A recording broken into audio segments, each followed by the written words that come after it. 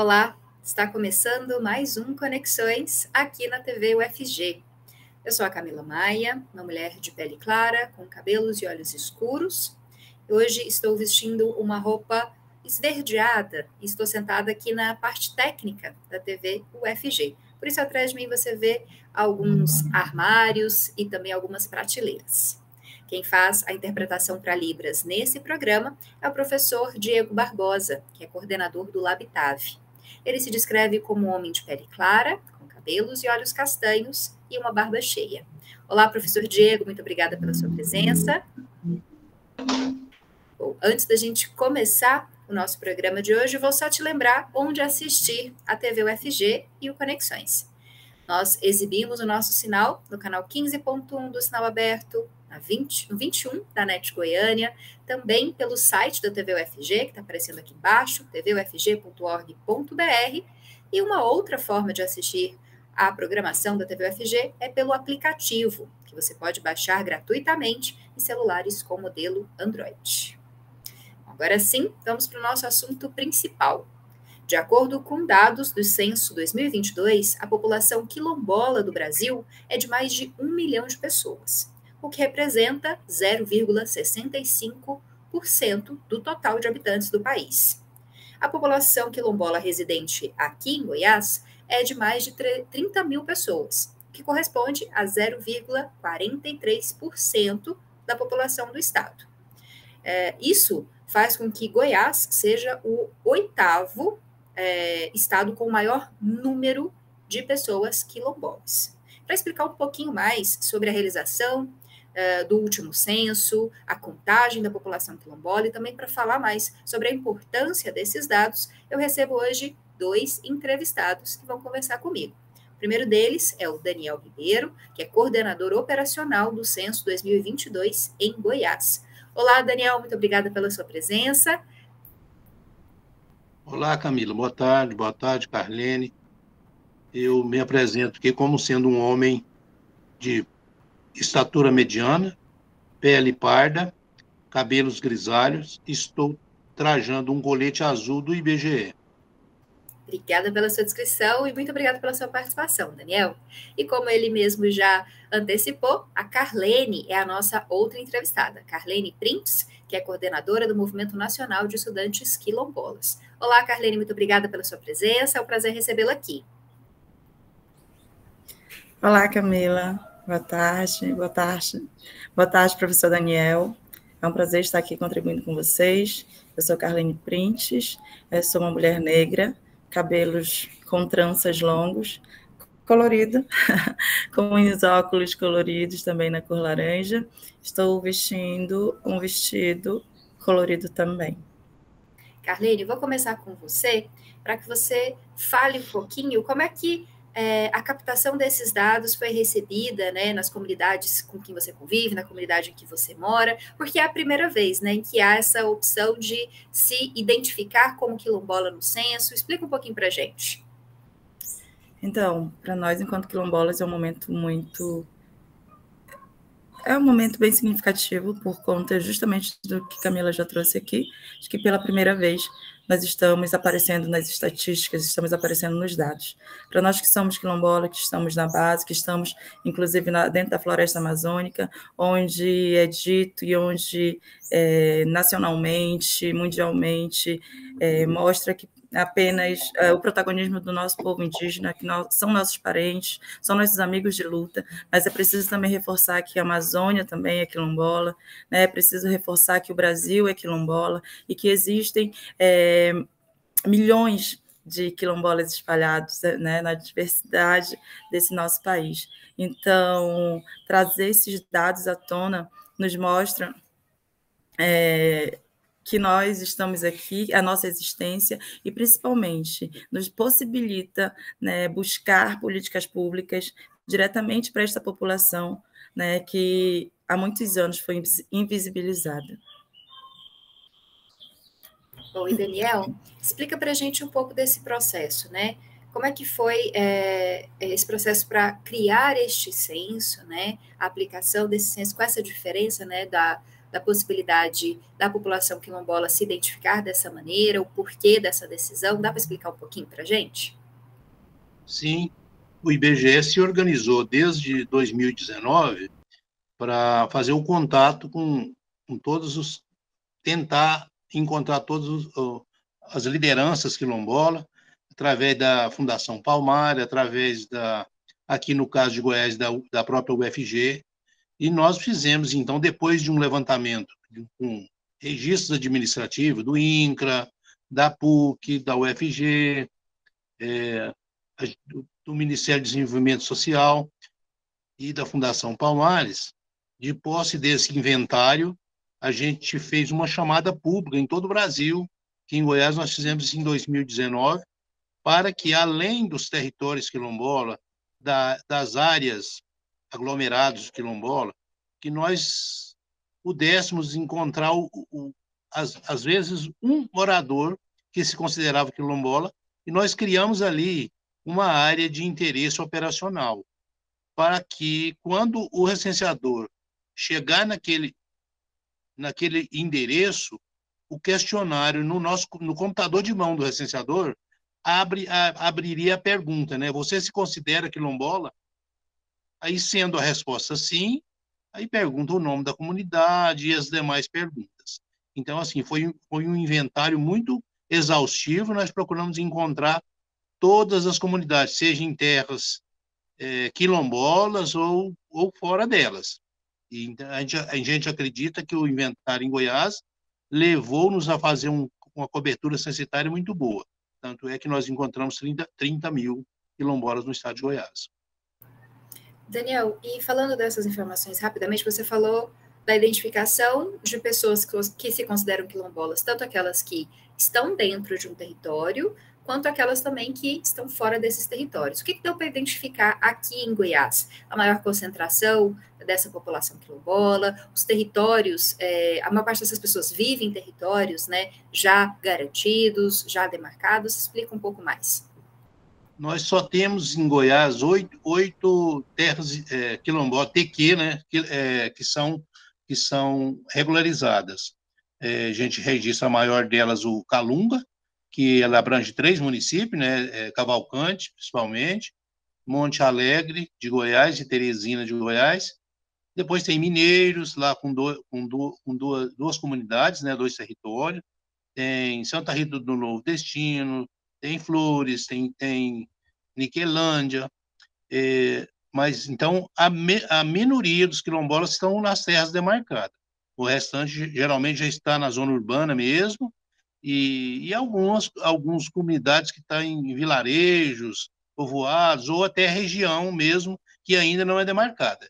Nós, através desse inventário que nós fizemos, do chamamento público, a gente pôde identificar, e quando o censo visitou aqueles domicílios, foi aberta a pergunta se você se considera quilombola. Carlene, e no norte do país?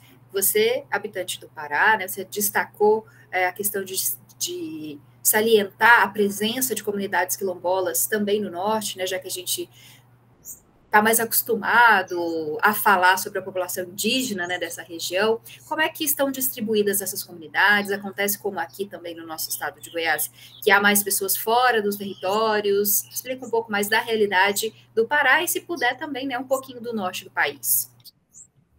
Então, eu sou quilombola da comunidade Boa Vista Trombetas, em Oriximiná. Hoje eu faço serviço social aqui em Belém, acho importante trazer essas informações, né? E aqui no Pará a gente observa que nós somos a 4ª população, né, a nível populacional do país. Nós estamos com a concentração de maior títulos de terra regularizados aqui também no Pará.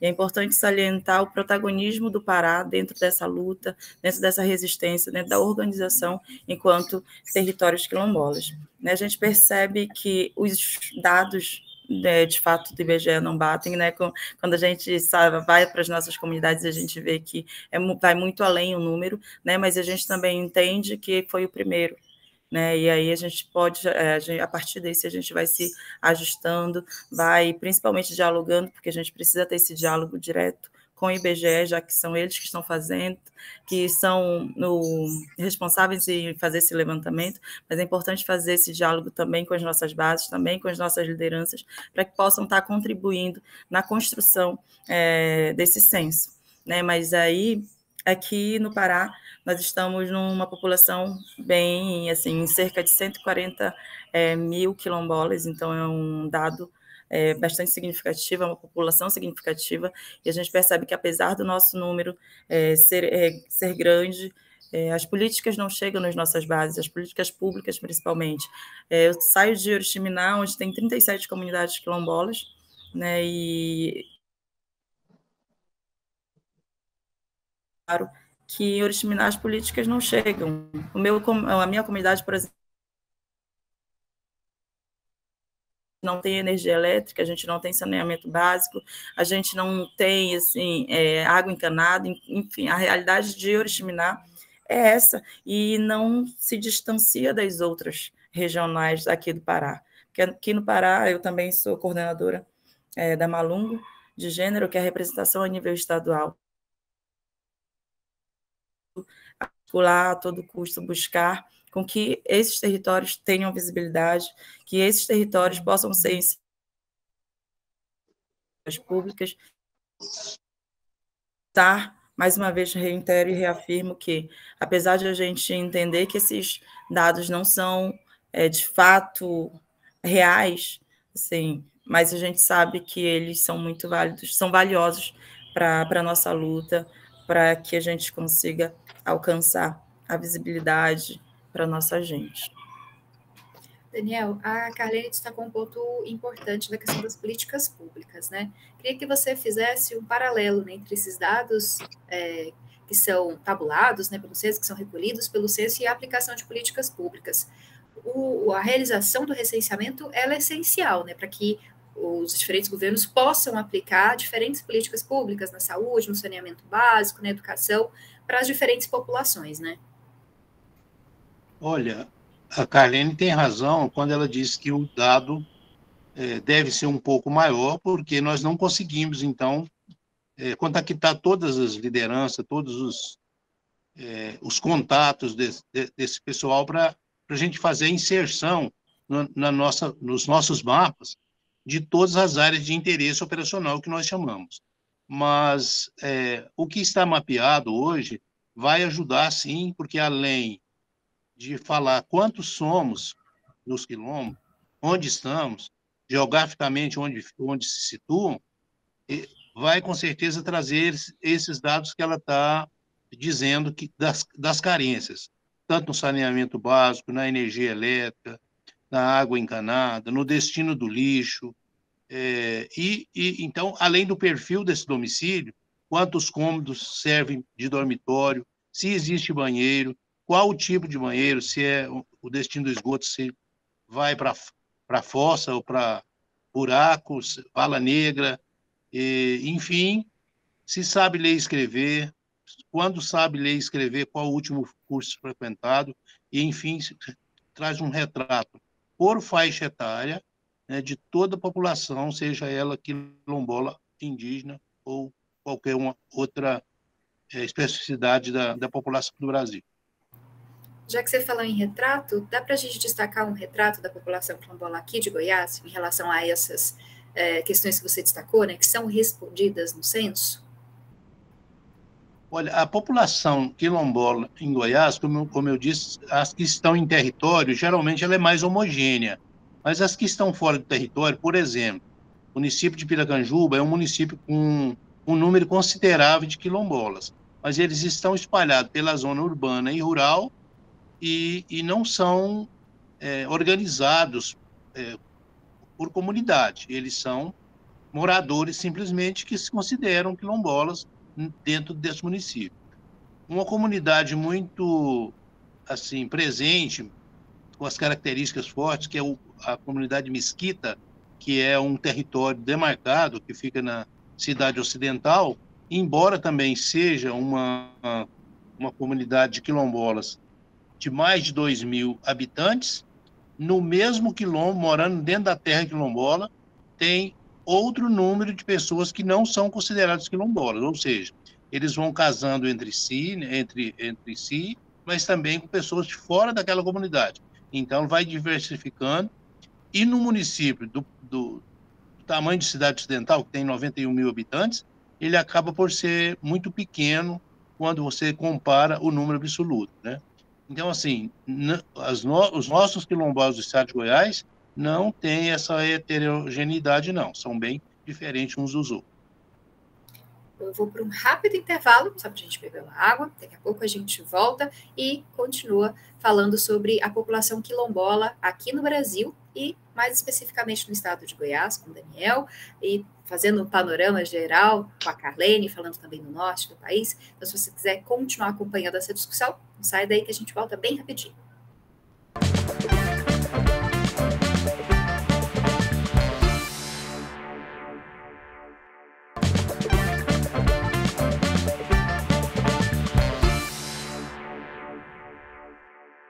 Estamos de volta com Conexões de hoje, que está falando sobre a população quilombola no Brasil, principalmente a partir dos dados que foram coletados pelo Censo 2022.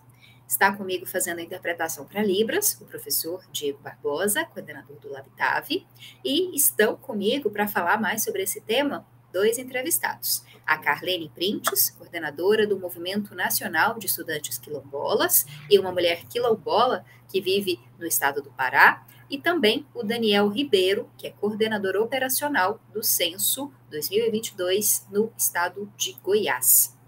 Bom, Carlene, passando um pouquinho por fora dessa questão do censo, mas acho que é uma coisa importante das pessoas entenderem também, como é que é feito o reconhecimento de um território quilombola?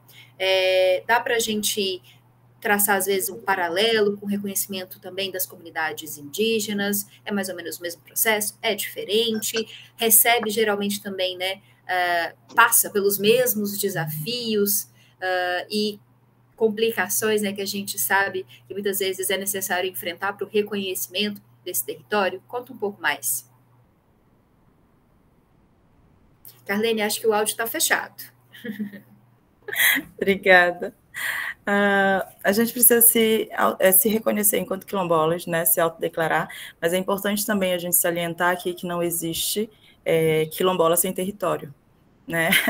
É importante frisar isso aqui, porque muita gente está se autodeclarando quilombola por conta para acessar algumas políticas, né? Mas se tu não tem território, tu não tem como ser quilombola, né? E aí o nosso processo de autodeclaração territorial é muito similar, é muito parecida, de fato, com os indígenas, né? E a gente precisa também trazer para o diálogo, para a pauta, a questão da importância de a gente ter a titulação dos nossos territórios, né, para que a gente possa, de fato, ter garantia de vida, de liberdade, de sobrevivência, porque são grandes empreendimentos o tempo todo, nos abordando, né?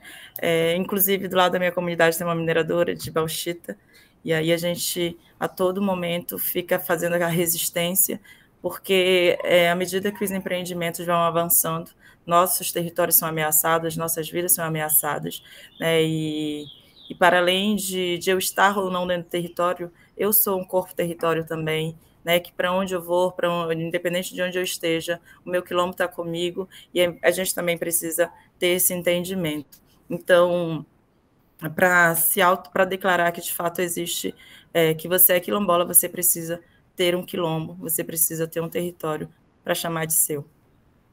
Carlene, queria só que você explicasse um pouquinho mais sobre isso. Você até citou que pode ser que algumas pessoas estejam se declarando quilombolas para acessar políticas públicas específicas para essa população, como, por exemplo, a questão das vagas, né, em universidades, que há universidades que reservam, né, vagas para quilombolas, como é o caso aqui da Universidade Federal de Goiás, que reserva uma vaga de cada curso para uma pessoa quilombola e uma vaga para uma pessoa indígena, enfim. Queria só que você explicasse um pouco mais dessa questão de para se declarar quilombola é preciso de um território, é preciso ter pertencido a um território, mesmo que você esteja morando fora dele. Conta um pouquinho para a gente dessa diferenciação, né? Ao se identificar como quilombola, é algo diferente do que se identificar como uma pessoa negra, seria isso? É isso. Não tem como dizer que você é quilombola se você não tem vivência de quilombo. Você nunca morou no quilombo, né? As pessoas hoje casam com um quilombola, a pessoa acha que é quilombola. Ela nunca vai se tornar quilombola. Quilombola não se torna, quilombola é quilombola, né? Nasceu, se criou, tem vivência. E aí, se você não tem vivência de território, você nunca vai ser quilombola. Você pode morar lá por um tempo, você pode chegar, mas você nunca será um quilombola. Quilombola é ter nascido e se criado dentro de um território quilombola. É passar por todas as nossas vivências, por todas as dificuldades também, mas também as coisas boas, porque o nosso quilombo, apesar das pessoas acharem que não, que para a gente é ruim, que para a gente precisa sair de lá para alcançar status sociais, principalmente, para a gente não é isso, porque o território para a gente ele é santo, o território para a gente ele é vida, e a gente vai defender independente de qualquer coisa, independente do que.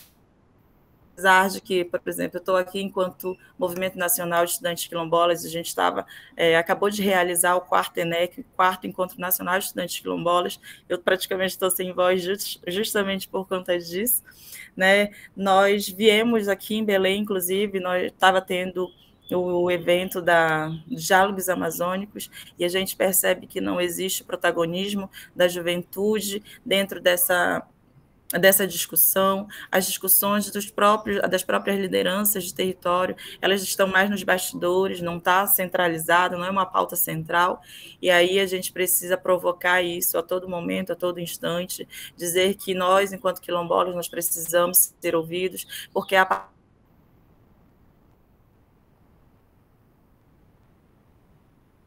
para cada um de nós. Então, não é que a gente queira aparecer, não é porque a gente quer status, mas é porque é necessário dar vez e voz a essa população que está lá, principalmente na base, lá nos territórios invisibilizados.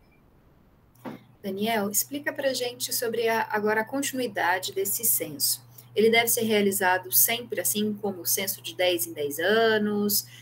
A gente teve um atraso, né, infelizmente, por questão da pandemia, por falta de recursos, era para ser 2020, foi 2022, deve permanecer essa data, então só 2032, ou vai ser 2030? Conta um pouco para a gente sobre o futuro, né? O que se espera para os próximos censos.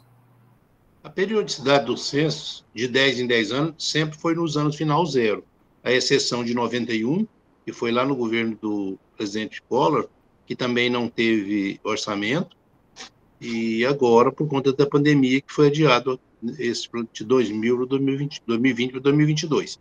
Mas a previsão do IBGE é fazê-lo novamente em 2030. E aí sim, acho que os quilombolas que ficaram de fora vão eles mesmos buscar se identificar para a gente poder saber onde eles estão e eles serem todos recenseados nessa condição.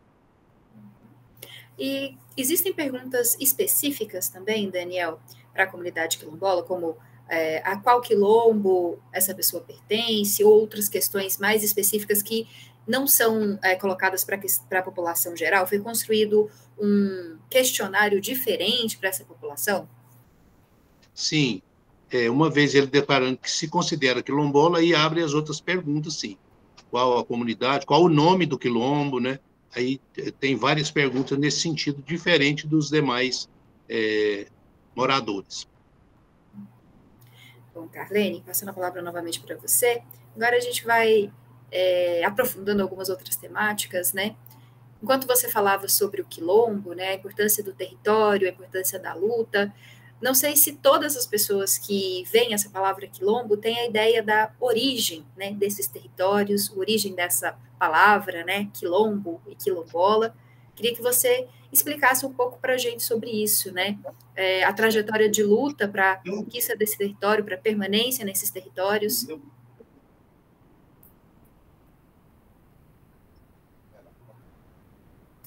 Tá fechado de novo, Carlene. Eu costumo dizer, meu pai conta, assim, eu sou filha de liderança, né, em Oriximiná, e aí meu pai costuma dizer que antigamente, lá atrás, quando começou a questão da organização, né, dos negros que fugiram, né, dos escravizados que fugiram, eles formavam localidades, não era usual o termo quilombo, né? Era localidades, e aí que eram locais onde as pessoas iam se alocando a partir da, da tal abolição, né? E aí, quando ele vem e me traz isso, eu sigo muito a questão do conceito de que ele me traz. Que ele diz que quilombo é espaço de luta, é espaço de direito, é espaço de resistência. E aí, ainda que outras pessoas venham com outras terminologias, mas para a gente que está lá na base, a gente segue dizendo e reafirmando o que desde muito cedo a gente entende, que a gente tem toda uma ancestralidade que a gente traz com a gente, são pessoas que vieram antes de nós, e aí o quilombo é muito isso, é onde a gente se refugia, onde a gente se fortalece, se encontra, e principalmente é de onde a gente tira toda a nossa força e resistência para seguir aqui fora, inclusive está trazendo a voz da nossa gente, fazendo com que as vozes deles sejam ecoadas em todos os espaços, né? E aí eu não vou trazer aqui termos técnicos, porque as pessoas precisam buscar, entender, estudar, né? Porque todas as vezes as pessoas vêm e dizem assim, o que é, mas não tem curiosidade de buscar, de estudar e saber, para que possa se tornar, inclusive, nossos aliados nessa luta também. Então, eu vou trazer o conceito que é para mim, enquanto mulher preta quilombola que reside dentro do quilombo. E você está organizado numa associação, né, de estudantes quilombolas. A gente sabe que as políticas de acesso ao ensino superior, né, destinadas à população negra, à população indígena, têm ampliado um pouco o acesso, né, de estudantes e, de alguma maneira, pode trazer perspectivas diferentes, né, para a vida dessas populações, né, Carlene? Fala um pouquinho para a gente também dessa importância da inserção de cada vez mais pessoas quilombolas nas universidades públicas, né, na construção de saberes. Então, a gente está dentro, as pessoas, né, acham que a gente está na universidade principalmente por conta de bolsa, por conta de alguma coisa nesse sentido. E a gente não busca estar dentro das universidades por conta disso, mas sim para que a gente possa buscar o conhecimento da academia para usar como instrumento de defesa para os nossos territórios. É isso que nós, enquanto estudantes quilombolas, defendemos.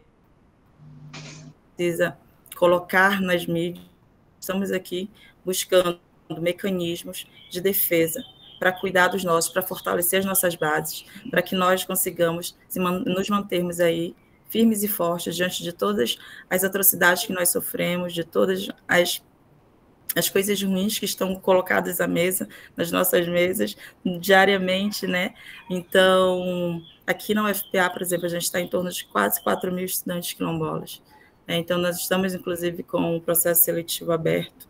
E nós, enquanto associação, nos organizamos dentro da universidade para que nós possamos nos manter ali dentro. Todos os dias é racismo de todos os tipos possíveis, tudo que vocês imaginarem a gente sofre dentro desse espaço, porque é um espaço que não foi pensado para nós, né? Mas mudar a lógica do conhecimento acadêmico com a nossa presença, isso é revolucionário. E é isso que a gente está procurando, que a gente está buscando, levar o conhecimento das nossas bases também para a universidade. Antes eles faziam o contrário, né? Eles vinham até o nosso território, pesquisavam, e hoje a gente está fechando essa porta porque nós também estamos dentro da universidade, e se for para fazer pesquisa, somos nós que vamos fazer a nossa pesquisa, somos nós que vamos produzir nosso conhecimento a partir de nós e para nós. Bom, para finalizar, Daniel, a gente falou um pouco da comunidade aqui em Goiás, que é mais conhecida, né, a comunidade quilombola dos Calunga. O que é que o censo de 2022 trouxe, né, sobre essa comunidade, que é reconhecida pelo turismo, né, também por ser uma das maiores aqui no estado? A comunidade Calunga nos recebeu muito bem. Essa comunidade já conhece o IBGE, por outras pesquisas que a gente faz. Agora, a gente corrobora o que está falando aí a Carlene, porque até hoje faltam estradas, e a gente fez a visita aos Calungas no momento de época de chuva, e é muito difícil chegar até aos domicílios lá da zona rural. Falta estrada, falta energia elétrica, falta ponte, então realmente ele tem uma carência muito grande. Mas, assim, uma vez chegando ao Quilombo, a gente é muito bem recebido. Eles são acostumados a atender, inclusive, os pesquisadores das universidades, enfim, Ministério do Desenvolvimento Agrário, e o IBGE não foge desse rol, foi muito bem recebido, e a gente agradece, inclusive, a participação desses quilombolas no censo 2022. Agora a gente espera que os dados, né, que o IBGE conseguiu organizar possam ser aplicados, né, Daniel, possam trazer uma realidade um pouco diferente para as comunidades, investimentos em setores importantes, né, para que a gente possa, em outros programas, estar falando desse avanço, pelo menos, né, em algumas áreas mais essenciais para essas comunidades. Com certeza, né, acho que toda a informação será útil para tornar mais clara a situação dessas comunidades. Queria agradecer, muito obrigada pela sua presença, Daniel, por estar aqui com a gente explicando um pouco mais desse censo e também, né, de como foi feito esse trabalho junto às comunidades quilombolas. Nós que agradecemos e estamos à disposição, precisando só nos ligar. Eu agradeço também a Carlene por estar aqui com a gente, falando da realidade da comunidade quilombola que ela vive no Pará, contando um pouquinho, né, sobre outro estado e falando também da situação nacional da população quilombola. Muito bom poder fazer essa conversa, né, a respeito de outras realidades que não são aqui de Goiás. Muito obrigada, te agradeço novamente.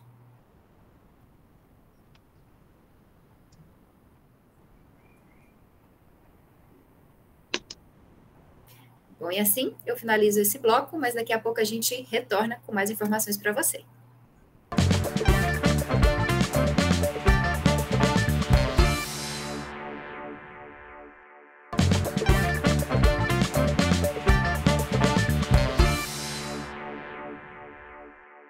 Esse é o último bloco do Conexões e eu, professor Diego, vamos dar algumas dicas culturais para você. Mas antes disso, deixa eu só relembrar algumas maneiras que você tem de enviar as suas sugestões de pauta, suas críticas ou seus elogios para o Conexões. Nós temos alguns canais para nos comunicar com você. Nós temos Facebook, YouTube, Twitter, Instagram, tá vendo aqui embaixo? As nossas redes todas são TV UFG. Só procurar pela gente, curtir o nosso conteúdo, compartilhar, comentar e também participar, enviando o tema que você gostaria de ver debatido, alguma sugestão também de atividade cultural. Outra forma de entrar em contato com a gente é mais rápida ainda, pelo WhatsApp. Nosso número vai aparecer aqui na tela, você pode tirar uma foto ou anotar, é o 629-9181-1406. A gente está de braços abertos, telas abertas também, para receber a sua sugestão. Agora sim, para você que gosta de artes visuais, eu tenho 3 dicas muito bacanas. A primeira é para quem não consegue participar de atividades culturais durante a semana, dias muito corridos, você pode ir ao Centro Cultural Otto Marques, porque ele fica aberto também nos sábados. O horário de visitação é das 9 da manhã às 3 horas da tarde, e a entrada é gratuita. As galerias Frei Nazareno Confalone e Sebastião dos Reis recebem exposições individuais e coletivas de diversos artistas. O Centro Cultural Otto Marques homenageia o artista plástico goiano de mesmo nome e fica bem no centro da cidade, no edifício Parthenon Center, na Rua 4, no setor central. Eu disse que a primeira era para quem não conseguia atividades culturais durante os fins de semana, durante a semana, né, apenas aos fins de semana. A segunda também é para esse mesmo público.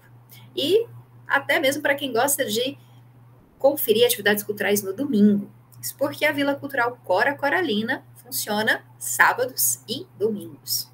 O horário no sábado é das 9 da manhã às 5 horas da tarde.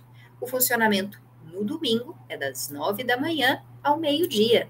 A entrada também é gratuita. As galerias da Vila Cora Coralina recebem exposições de artes visuais e plásticas, lançamentos de livros de cunho cultural, feiras e também mostras de filmes. A vila fica na Rua 3, no setor central também, atrás do Teatro Goiânia, num espaço recente, super organizado e bem bacana para você curtir atividades culturais. Bom, para finalizar, uma sugestão para quem não quer sair de casa, quem prefere acompanhar cultura e arte a partir das telas dos dispositivos. O Centro Cultural UFG disponibiliza parte do acervo de maneira totalmente digital e gratuita. Atualmente estão disponíveis trabalhos de diferentes artistas, como Carlos Sena, Edna Goya e Selma Parreira. Você pode conferir tudo isso no site que eu vou falar para você agora, que também está aparecendo aqui na tela, que é acervo.rotas.ufg.br/Centro Cultural. acervo.rotas.ufg.br/Centro Cultural. Então, se você não pode sair de casa ou não gosta de sair de casa, é uma opção para conhecer um pouco mais de artistas brasileiros e goianos. É assim que eu me despeço de você, agradecendo a sua audiência, a sua parceria aqui com Conexões. Espero que você nos assista às quintas-feiras, 4h30 da tarde, ou aos domingos, às 7 horas da manhã. Um abraço e até o próximo programa.